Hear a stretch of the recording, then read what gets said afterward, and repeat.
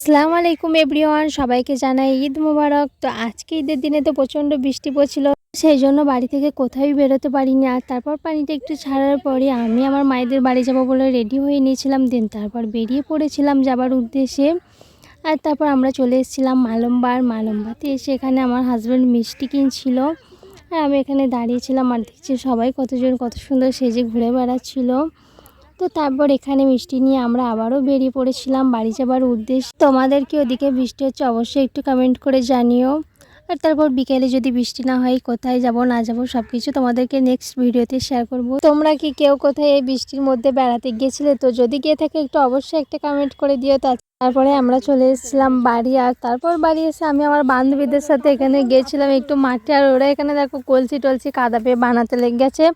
আর এটা তো দেখতে গিয়ে আমি পুরো উল্টে পড়ে গিয়েছিলাম। আজকের ভিডিওটা এই পর্যন্তই, দেখা হবে নতুন কোনো ভিডিওতে। সবাইকে আল্লাহ হাফেজ।